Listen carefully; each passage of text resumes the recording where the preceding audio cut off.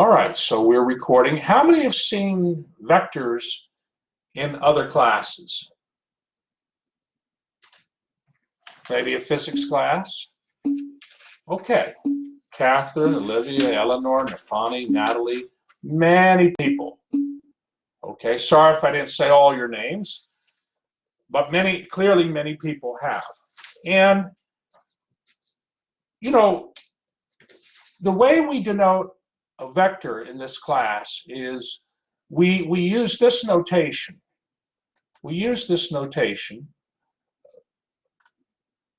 Okay, so sometimes vectors, they use parentheses instead of brackets, but this is how we do it in this class. And the vector also in the book, when it's a bold-faced symbol, that stands for a vector.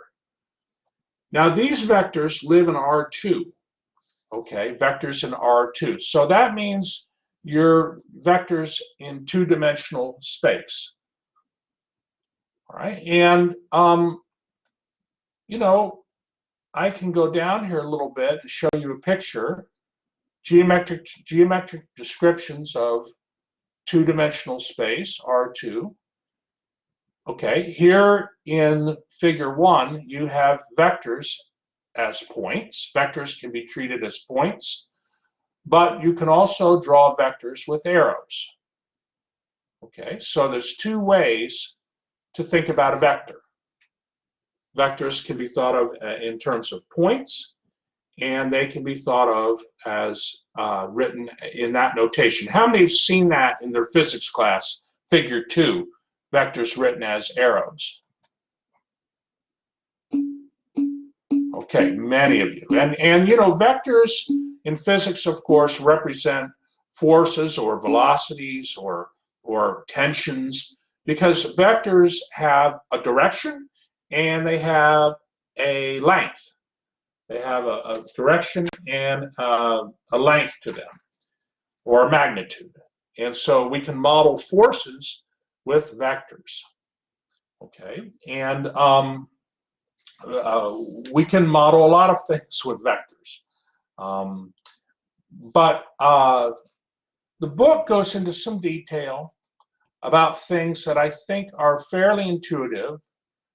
Okay, about when you, like for instance, if you add two vectors, the way you add two vectors is tip to tail. So there's something called the parallelogram rule in figure 3. So notice here you have a vector u and a vector v, and if you want to add u and v, all you need to do is put the vector u, start the vector u, the starting point of vector u, if I'm trying to say this the right way. Well, let tell you what, I'll have to hold on here. I'll have to bring up the whiteboard. Let me do it that way. Okay, so okay, here's a vector u.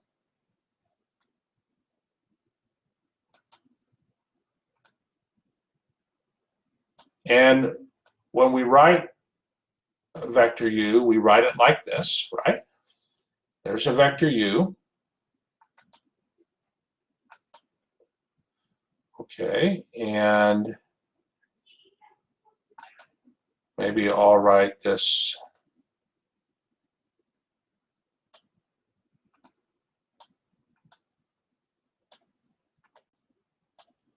Okay, there's a vector v.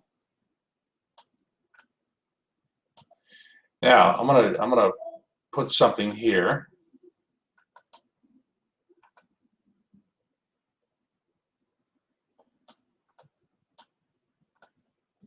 Okay, now let me do one thing here.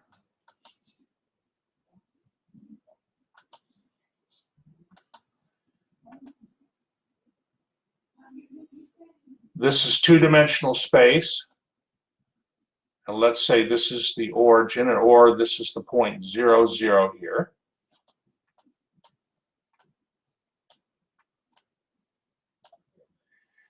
And I've drawn a vector u and a vector v. Okay. But could this also be vector v?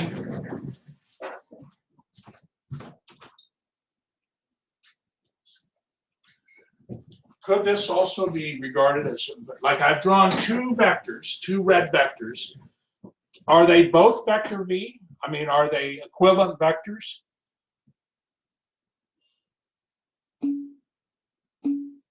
Very good, Hung. Very good, Nafani. They are. They are. Because the vectors have the same direction and magnitude. Okay. So, but I want to be a little bit careful. But that's correct. Okay. If a vector has the same direction and magnitude as another vector, they're the same vectors in that sense. But I just wanted to mention that because I know it'll come up. But let's not worry about that right now. Let's not worry about that right now. I don't want you to get distracted. If you're going to add vectors u and v together, okay, let me just hold on here. Let me just, one moment. Let's say this point here is 2, 1. Okay, and gosh, I want to be careful here. All right, hold on. Oh my gosh, I just erased the whole thing. All right, hold on. Let me go back here. Let me go back. Let me do this differently here.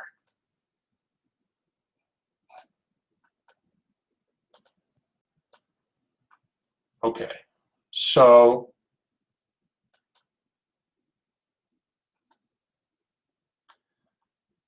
okay, let's say this vector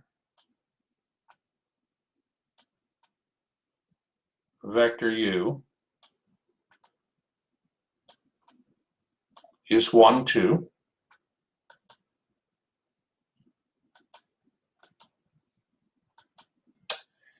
And let's say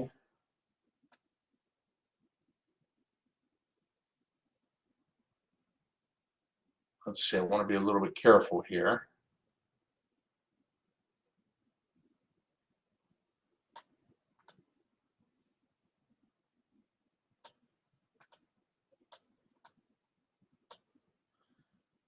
Okay, let's say, hold on here.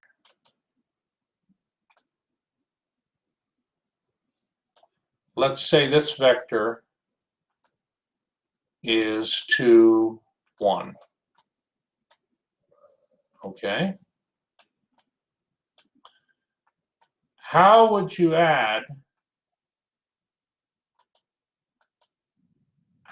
find out what vector u plus vector v is?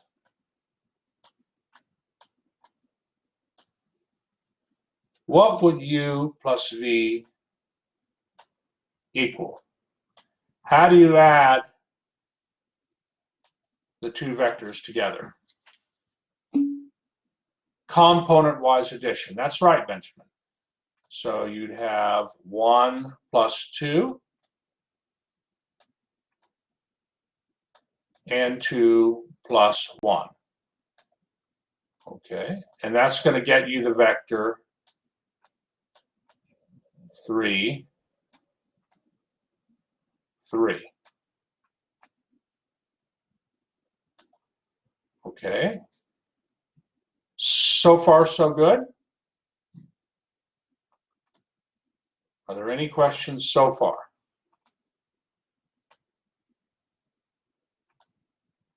Please ask if you have any questions.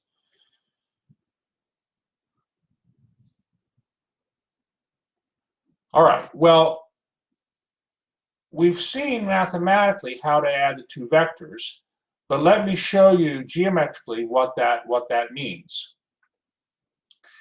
What I'm going to do is I'm going to take, well, hold on, I got to get it as the line here. I'm going to take the vector v here,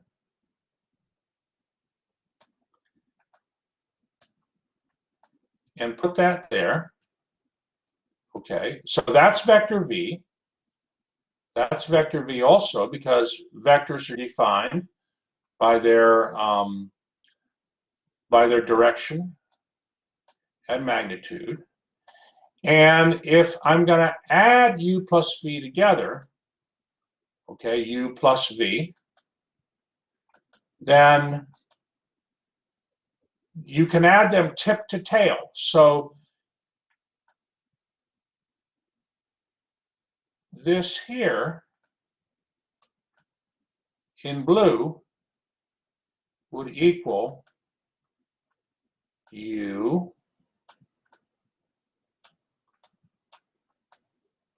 plus v, u plus v.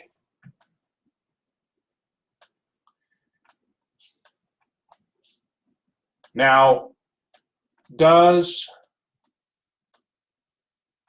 this here, what would the coordinate be of that point there? What's the coordinate of this blue point here? What should that coordinate be? 3, 3. And it looks like 3, 3. Okay, so this is called the parallelogram rule for addition. But basically, when we add vectors, we add them tip to tail. And that's what I did here. The tip of vector u ends at the tail of vector v. Okay, and this is how forces act as well, you know. If you, or like if you have, or the wind, if you have the wind blowing in the direction of vector u, and then another wind comes and blows in the direction of vector v, the object is gonna, you know, with that magnitude, the object's gonna end up at the point 3, 3. That's how I like it. Is this helpful? Is this helpful, this little an aside that I'm doing? Is this?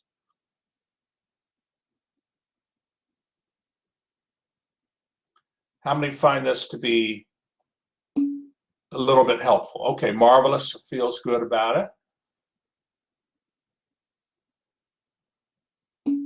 Okay, Ariana, excellent, excellent. Benjamin, wonderful. I was debating whether to go over it or not, but I'm glad I did. I'm glad I did. All right. So now, okay, let's go back to the book. Let's go back to the book here. And I want to go to example 5 here. Okay. Okay. Example 5. And here, in this example, we have two vectors in three-dimensional space. Two vectors in three-dimensional space, A1 and A2. And then we have this vector B that's also in three-dimensional space, R3. That's what we call it. We want to determine if the vector B can be generated or written as a linear combination of A1 and A2. In other words, do there exist weights, scalars, x1 and x2, such that the linear combination of vectors A1 and A2 would equal B? Okay, this is a question that comes up a lot in linear algebra. We're basically we're well, and this is what's called a vector equation. What you see here is called, hold on, is it not showing is the book not showing? Okay, hang on, let me bring it back. This happens, hold on. Always let me know if that happens. I think what happens is the book displays for a certain number of moments and then it kind of disappears. I mean, like maybe 10 minutes. And so let me know, okay? But here we are, example 5, vectors A1 and A2 and vector B. And we want to determine if the vector B can be written as a linear combination of A1 and A2. In other words, well, this is how I mean, we're asking it in English, determine whether the vector B can be written as a linear combination of A1 and A2. But in math, this is how we write that. The linear combination of A1 and A2 means x1 times A1 plus x2 times A2. It's a linear combination, and we want to know if that equals the vector B. We want to know if there's a scalars x1 and x2 such that the linear combination of vectors A1 and A2 equals vector B. And this is what's known as a vector equation. A vector equation. And we want to try to solve the vector equation. Okay, so far, are there any questions?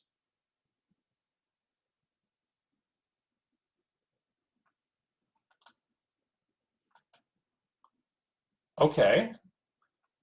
Well, on that note, then let me proceed forward. So, how would we do this? How would we do this? Well, intuitively, this should be pretty straightforward. We write out the vector equation with the vectors there. And do you see that the vector equation would reduce to this?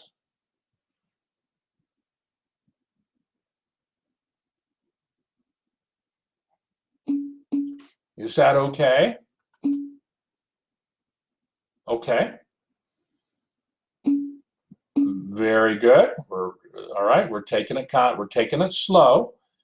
And then on the left, I'm going to add these two vectors.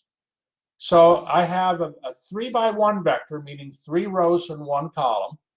I'm going to add two 3x1 vectors, and that's going to give me this 3x1 vector. Okay, that's going to give me that 3x1 vector. And so if we want the vector on the left equal to the vector on the right, that means then the components of the vector on the left will equal the components of the vector on the right. And we end up with a system of equations. We end up with a system of equations. And now we're back to what you learned in sections 1.1 and 1.2. The vector equation, to solve for x1 and x2, when we solve the vector equation, it's equivalent to solving a system of equations. And when we do the row operations and reduce that augmented matrix, we end up here. And that means that x1 equals 3 and x2 equals 2. And so the vector B is a linear combination. It is a linear combination. And so the answer is yes. The vector B can be written as a linear combination of vectors A1 and A2. Okay. And another way you can write this augmented matrix is using this notation.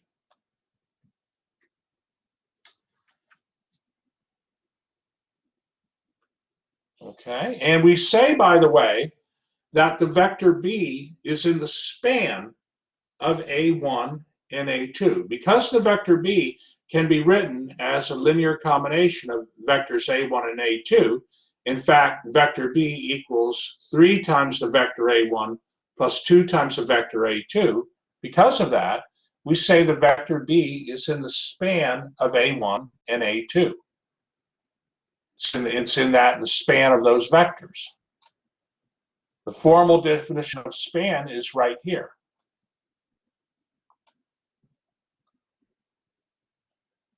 If you have a set of vectors in n-dimensional space, okay, the set of all linear combinations of those vectors is denoted as the span of those vectors.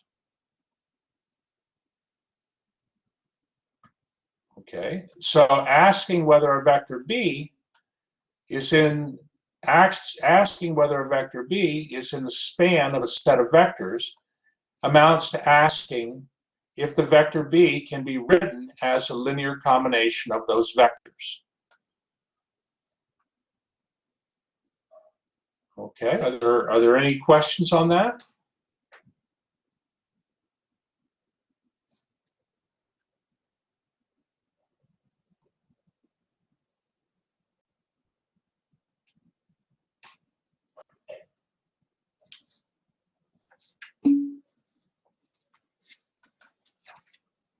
Okay, Ariana's comfortable. Good, good. By the way, in terms of the book here, if we go down a little bit, they give a geometric description of what the spans of vectors are. So like, for instance, if you had in figure 10, if you had one vector v, the span of that vector would simply be a line through the origin, because the span of the vector would be, of that vector is any multiple of the vector. Any multiple of the vector. See, it's the span. Span means to reach out. When you, like a bridge that spans over a river, it reaches out over the river. So the span of a vector is a multiple of a vector. On figure 11, you have the span of two vectors. You can think of the span of two vectors as a plane through the origin. So a span is a linear combination, all linear combinations of those two vectors. And that's going to create a plane in three-dimensional space. Okay, that's what the span would look like of two vectors.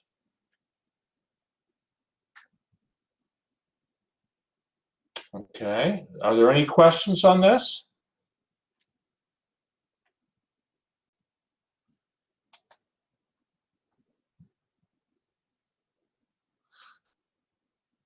All right, well, why don't we do let's do a few examples here. Let me see here. Okay, let's do a few examples of our own. Okay, so let me give you a moment to copy this example down, and then we'll discuss it.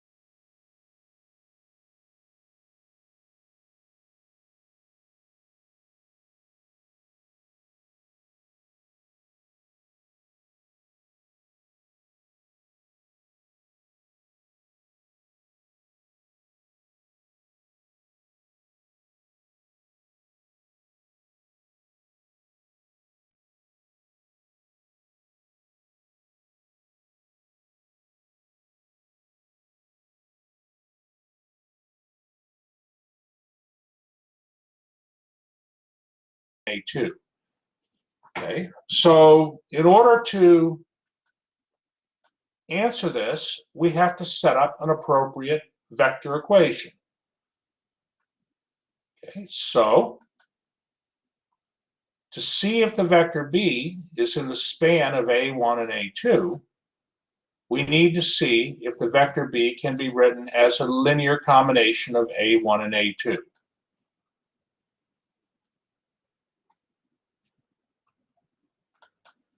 And that means we're going to try to solve this vector equation for the variables x1 and x2.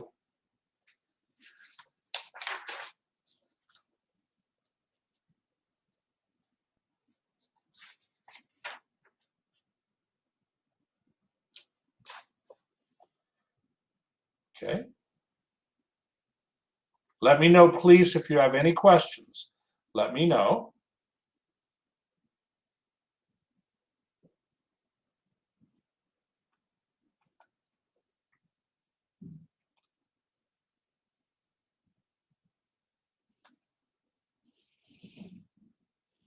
Okay, well, so the vector equation can be written this way.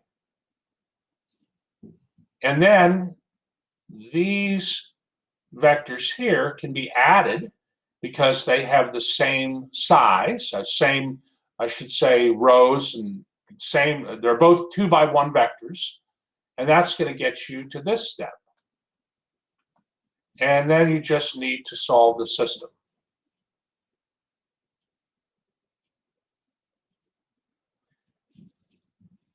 This is the brief notation for the vector equation that I wrote here.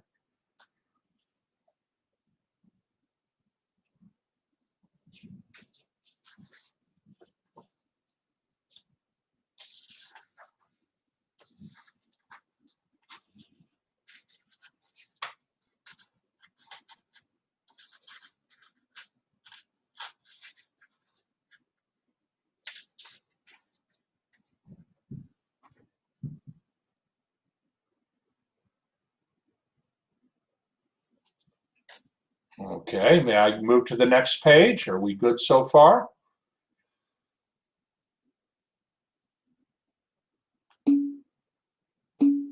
Okay. Very good.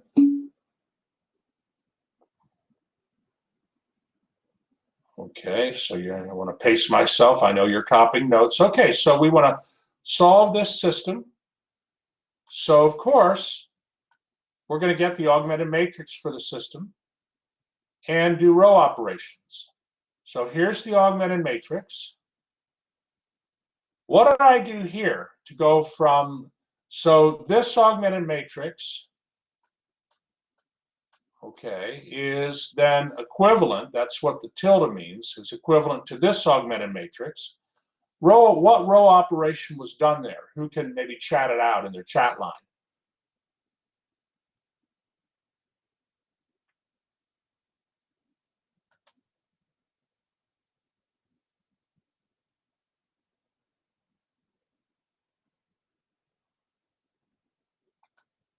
How did I get this? Well, I got some new numbers here, didn't I? How did I get those first numbers? What did I do to row 1? Good.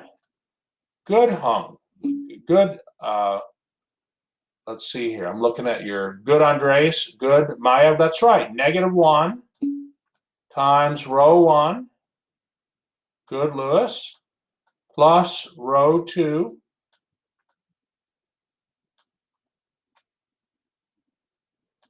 Put the result then, that result in row 2.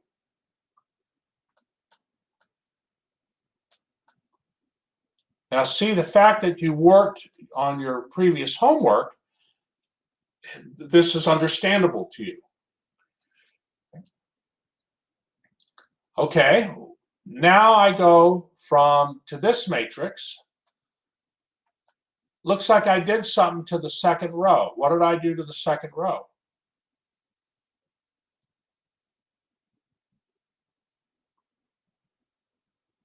What row operation?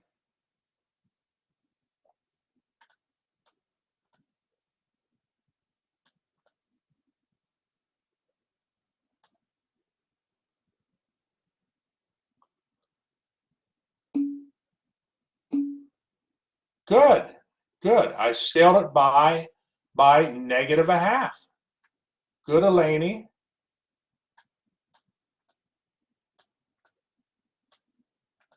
All right. Good, Haley. Haley knows.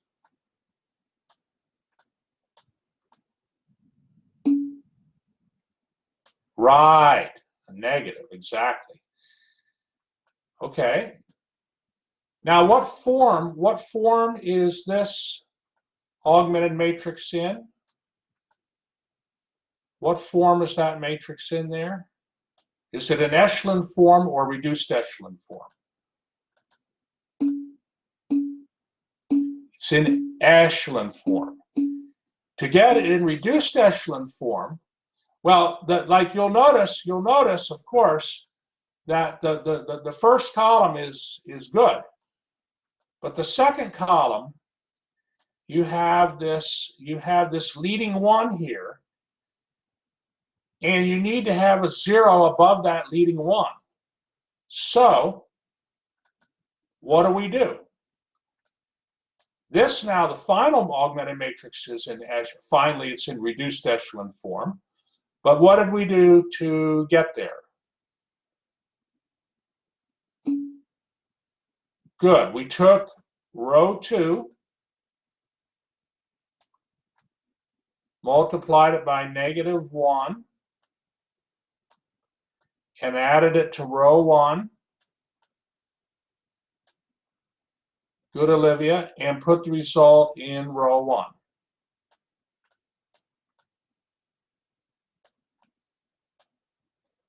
Okay. And so indeed, we got a consistent system, and x1 equals 3, and x2 equals -1. So that means that the vector b is equal to 3a1 plus -1a2. And I have a picture here as well. So let me give you a moment, and I'll talk about that picture. But let me give you a moment to catch up here. Got x1, x2 axis. Getting pretty good with the mouse. I was debating about whether to, I don't know, buy a stylus pen, but I've used the mouse so much. I don't know.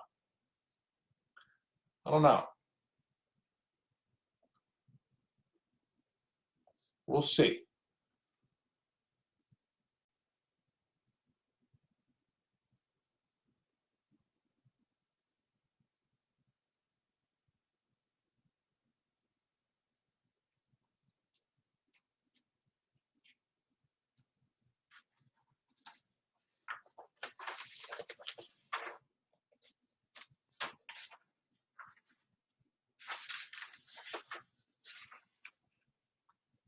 Okay, so the vector b is in the span. It's in the span of the vectors a1 and a2. And this means that with the vectors a1 and a2, you can use them to reach out to the vector b.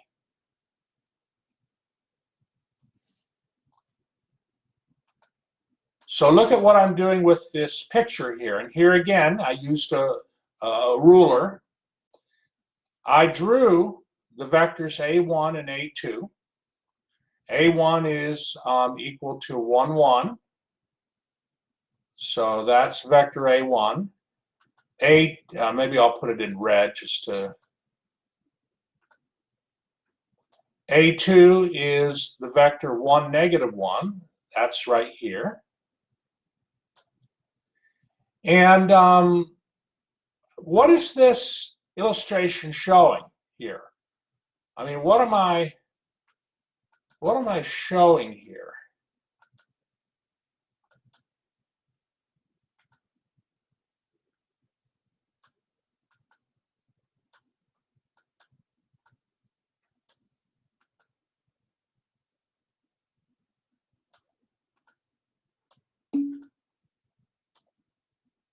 The vector B is in the span of the vector A1 and A2. But how many A1s do I have? Like, well, I want to be careful. Okay, Justin's right. You can want to be a little bit careful. I'm taking 3, gosh, hold on. I'm taking 3 times the vector A1, and that's what I've drawn here. 1A1,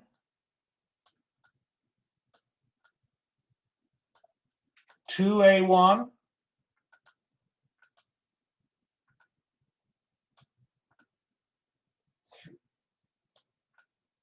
3A1, right? And then 3A1 plus, hold on, plus negative 1A2. Well,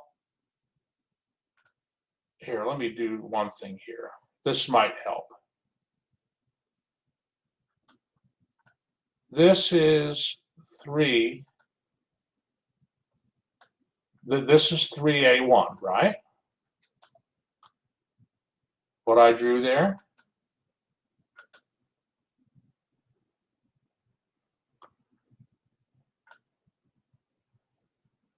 Does that make sense? I'm trying to,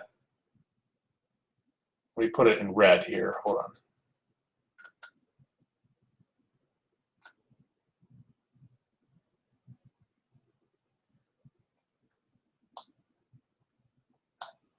That's 3 times the vector A1. Do you see that graphically? Who's comfortable with that graphically?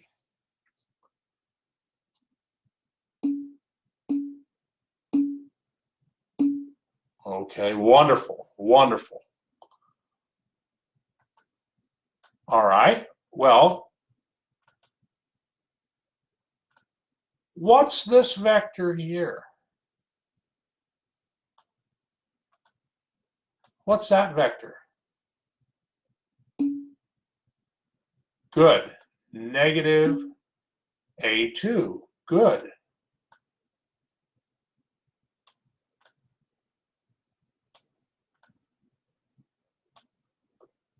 Negative 1A2. So if A2 is 1, negative 1, negative 1A2 would be the vector negative 1, 1. And that vector, hold on,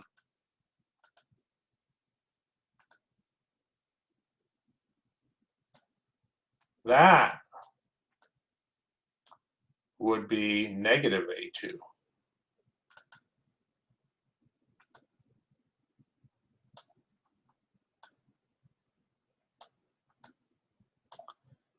And that's what I drew up here. That's what I drew right here.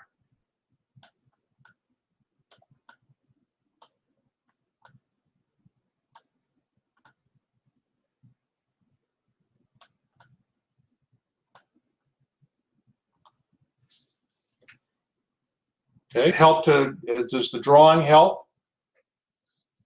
Does it help you to see what geometrically what span is? Good, Abby. Good, good.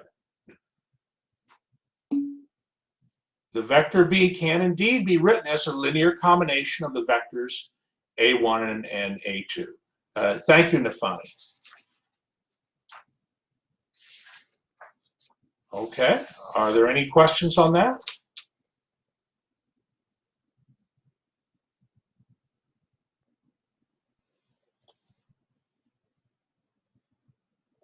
All right, I want to look at one more example, and I'm going to have you do a little bit of work here on section 1.3.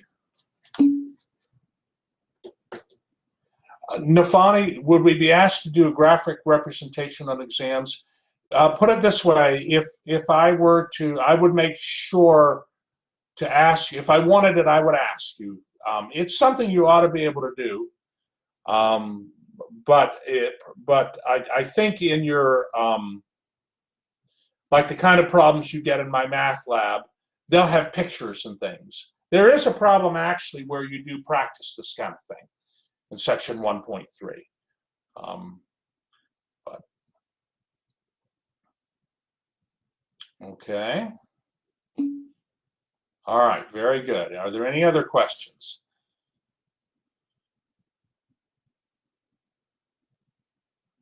All right, well, I'll move on then. Let me go ahead and take this off. Does everybody have the notes copied okay?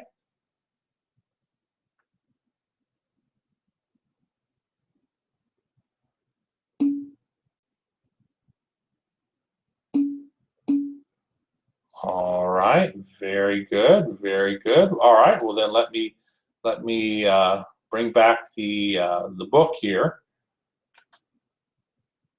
Hold on here one moment. So I like to, I like to move around a little bit. I try to find the best examples for you. Okay, so there was an example here. Oh yeah, example 6.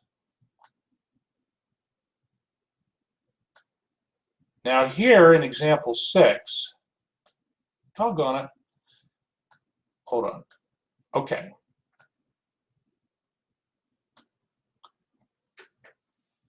Okay, they say, all right, let the vectors A1 and A2 and the vector B, there they are. Then the span of those two vectors is a plane through the origin in R3. Okay, so again, if you take any linear combination of those two vectors, you're going to get other vectors, and all those vectors are together going to lie. They're going to form a plane. They're going to form a plane, just like the picture showed in figure 11 in section 1.3.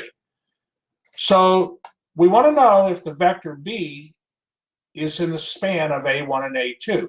Is the vector B in that plane? And so again, you ask, does this have a solution, this vector equation? Can the vector be written as a linear combination of the vectors A1 and A2? And to answer this, you're going to set up your, well, from your vector equation comes your augmented matrix. And in this case, after they do the row operations, after the row operations are done, you end up with that augmented matrix.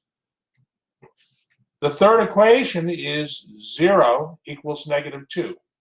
So the system has no solution, and so the vector equation has no solution. And so the vector B is not in the span of A1 and A2.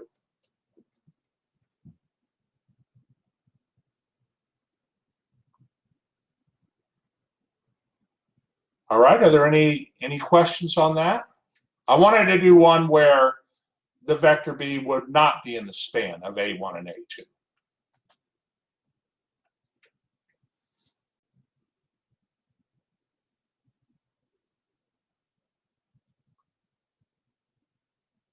Okay, so who's feeling at least reasonably comfortable with this material? Wonderful, wonderful. Great. Well, then I think what I'd like to do is give you, let me stop the recording then.